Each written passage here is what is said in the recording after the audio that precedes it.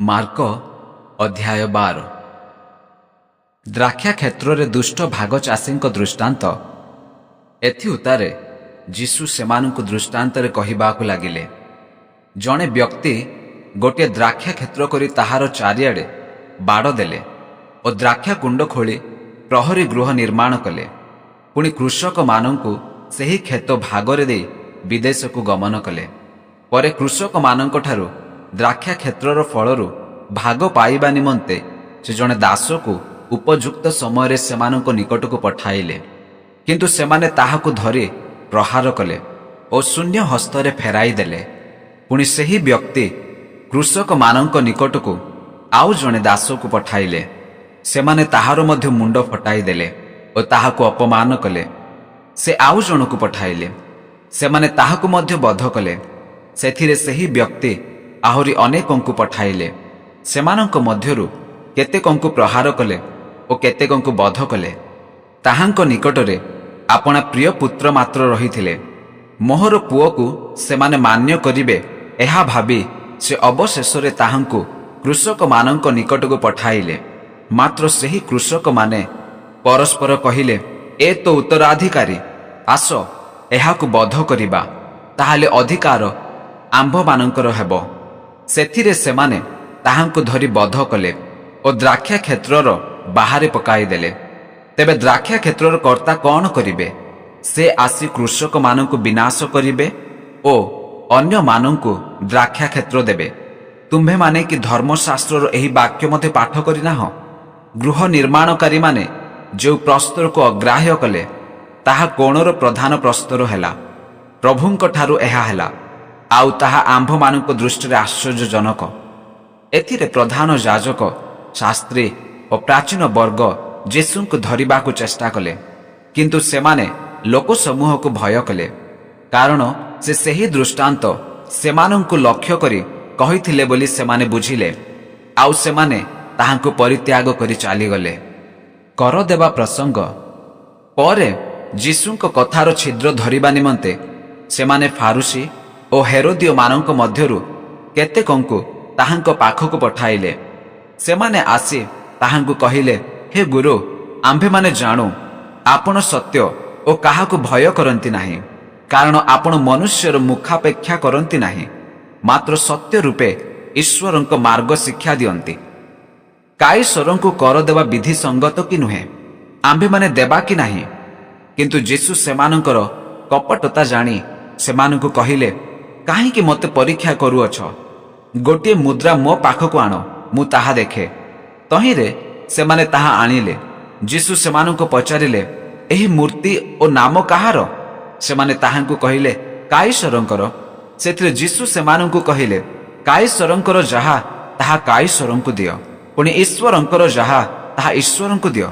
ତହିଁରେ ସେମାନେ ଯୀଶୁଙ୍କ କଥାରେ ଅତ୍ୟନ୍ତ ଚମତ୍କୃତ ହେଲେ। ସାଦୁକୀଙ୍କ ପୁନରୁତ୍ଥାନର ପ୍ରଶ୍ନ।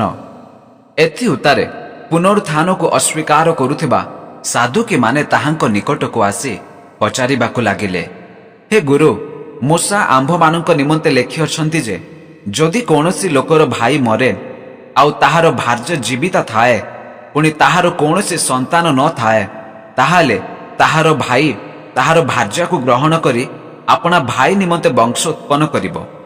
ଦେଖନ୍ତୁ, 7 ଭାଇ ଥିଲେ। ପ୍ରଥମଟି ଗୋଟିଏ ସ୍ତ୍ରୀକୁ ବିବାହ କଲା ଓ ନିଃସନ୍ତାନ ହୋଇ ମଲା। ପରେ ଦ୍ୱିତୀୟଟି ତାହାଙ୍କୁ ଗ୍ରହଣ କରି ନିଃସନ୍ତାନ ହୋଇ ମଲା। ତୃତୀୟଟି ସେହି ପ୍ରକାର କଲା, ଆଉ 7 ଜଣ ଯାକ ନିଃସନ୍ତାନ ହୋଇ ମଲେ। ସମସ୍ତଙ୍କ ଶେଷରେ ସେହି ସ୍ତ୍ରୀ ମଧ୍ୟ ମଲା। ପୁନରୁତ୍ଥାନ ସମୟରେ ଯେତେବେଳେ ସେମାନେ ଉଠିବେ, ସେତେବେଳେ ସେମାନଙ୍କ ମଧ୍ୟରୁ ସେ କାହାର ସ୍ତ୍ରୀ ହେବ? 7 ଜଣ ଯାକ ତ ତାହାକୁ ବିବାହ କରିଥିଲେ। ଯୀଶୁ ସେମାନଙ୍କୁ କହିଲେ, ଧର୍ମଶାସ୍ତ୍ର ପୁଣି ଈଶ୍ୱରଙ୍କ ଶକ୍ତି ମଧ୍ୟ ନ ଜାଣିବା କି ତୁମ୍ଭମାନଙ୍କ ଭ୍ରାନ୍ତିର କାରଣ ନୁହେଁ? ଯେଣୁ ମୃତମାନଙ୍କ ମଧ୍ୟରୁ ପୁନରୁତ୍ଥାନ ହେଲା ଉତ୍ତାରେ ଲୋକେ ବିବାହ କରନ୍ତି ନାହିଁ କିମ୍ବା ବିବାହିତା ହୁଅନ୍ତି ନାହିଁ, କିନ୍ତୁ ସ୍ୱର୍ଗସ୍ଥ ଦୂତମାନଙ୍କ ପରି ରୁହନ୍ତି। ମାତ୍ର ମୃତମାନେ ଯେ ଉତ୍ଥିତ ହୁଅନ୍ତି, ସେ ସମ୍ବନ୍ଧରେ ତୁମ୍ଭେମାନେ କି ମୋଶାଙ୍କ ଶାସ୍ତ୍ରରେ ବୁଦାର ବୃତ୍ତାନ୍ତରେ ପାଠ କରିନାହଁ, ଯେ ଈଶ୍ୱର କିପରି ତାହାଙ୍କୁ କହିଲେ, ଆମ୍ଭେ ଅବ୍ରାହମଙ୍କ ଈଶ୍ୱର, ଇସହାକଙ୍କ ଈଶ୍ୱର ଓ ଯାକୁବଙ୍କ ଈଶ୍ୱର। ସେ ମୃତମାନଙ୍କର ଈଶ୍ୱର ନୁହନ୍ତି, ମାତ୍ର ଜୀବିତମାନଙ୍କର। ତୁମ୍ଭେମାନେ ବଡ଼ ଭ୍ରାନ୍ତ ହେଉଅଛ। ଶ୍ରେଷ୍ଠ ଆଜ୍ଞା। ସେତେବେଳେ ଶାସ୍ତ୍ରୀମାନଙ୍କ ମଧ୍ୟରୁ ଜଣେ ପାଖକୁ ଆସି ସେମାନଙ୍କର ବାଦାନୁବାଦ ଶୁଣି ଓ ଯୀଶୁ ଯେ ସେମାନଙ୍କୁ ଯଥାର୍ଥ ଉତ୍ତର ଦେଇଅଛନ୍ତି ଏହା ଜାଣି ତାହାଙ୍କୁ ପଚାରିଲେ, ସମସ୍ତ ଆଜ୍ଞା ମଧ୍ୟରେ କେଉଁ ଆଜ୍ଞା ପ୍ରଧାନ?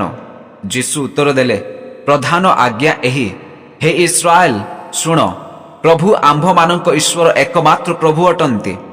ଆଉ ତୁମ୍ଭେ ଆପଣା ସମସ୍ତ ଅନ୍ତଃକରଣ, ସମସ୍ତ ପ୍ରାଣ, ସମସ୍ତ ମନ ଓ ସମସ୍ତ ଶକ୍ତି ଦେଇ ପ୍ରଭୁ ଆପଣା ଈଶ୍ୱରଙ୍କୁ ପ୍ରେମ କର। ଦ୍ୱିତୀୟଟି ଏହି, ତୁମ୍ଭେ ଆପଣା ପ୍ରତିବାସୀକୁ ଆତ୍ମତୁଲ୍ୟ ପ୍ରେମ କର। ଏହି ଆଜ୍ଞା ଗୁଡ଼ିକ ଅପେକ୍ଷା ଆଉ କୌଣସି ଶ୍ରେଷ୍ଠ ଆଜ୍ଞା ନାହିଁ। ସେଥିରେ ସେହି ଶାସ୍ତ୍ରୀ ତାହାଙ୍କୁ କହିଲେ, ହେ ଗୁରୁ, ତାହା ସତ୍ୟ, ସେ ଯେ ଏକ ଓ ତାହାଙ୍କ ବିନା ଆଉ କେହି ନାହିଁ, ଏହା ଆପଣ ଯଥାର୍ଥ କହିଅଛନ୍ତି। ପୁଣି ସମସ୍ତ ଅନ୍ତଃକରଣ, ସମସ୍ତ ବୁଦ୍ଧି ଓ ସମସ୍ତ ଶକ୍ତି ଦେଇ ତାହାଙ୍କୁ ପ୍ରେମ କରିବା ଏବଂ ପ୍ରତିବାସୀକୁ ଆତ୍ମତୁଲ୍ୟ ପ୍ରେମ କରିବା ସମସ୍ତ ହୋମବଳି ଓ ବଳିଦାନ ଅପେକ୍ଷା ଗୁରୁତର। ସେ ବୁଦ୍ଧି ସହିତ ଉତ୍ତର ଦେଇଅଛନ୍ତି ଦେଖି ଯୀଶୁ ତାହାଙ୍କୁ କହିଲେ, ଈଶ୍ୱରଙ୍କ ରାଜ୍ୟଠାରୁ ତୁମ୍ଭେ ଦୂରବର୍ତ୍ତୀ ନୁହଁ। ଏଥି ଉତ୍ତାରେ କେହି ତାହାଙ୍କୁ ଆଉ କୌଣସି ପ୍ରଶ୍ନ ପଚାରିବାକୁ ସାହସ କଲେ ନାହିଁ। ଖ୍ରୀଷ୍ଟ କାହାର ସନ୍ତାନ? କିନ୍ତୁ ଯୀଶୁ ମନ୍ଦିରରେ ଶିକ୍ଷା ଦେଉଥିବା ସମୟରେ ଉତ୍ତର ଦେଲେ, ଖ୍ରୀଷ୍ଟ ଯେ ଦାଉଦଙ୍କ ସନ୍ତାନ, ଏହା ଶାସ୍ତ୍ରୀମାନେ କିପରି କହନ୍ତି?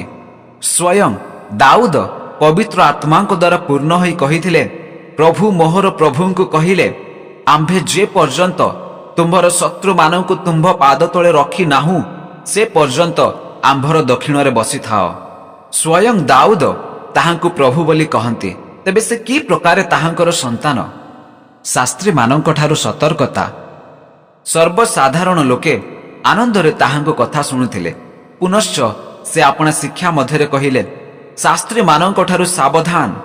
ସେମାନେ ଲମ୍ବା ବସ୍ତ୍ର ପରିଧାନ କରି ଭ୍ରମଣ କରିବାକୁ, ପୁଣି ହାଟ ବଜାରରେ ନମସ୍କାର, ସମାଜ ଗୃହରେ ପ୍ରଧାନ ଆସନ ଓ ଭୋଜିରେ ପ୍ରଧାନ ସ୍ଥାନ ଗ୍ରହଣ କରିବାକୁ ଭଲ ପାଆନ୍ତି।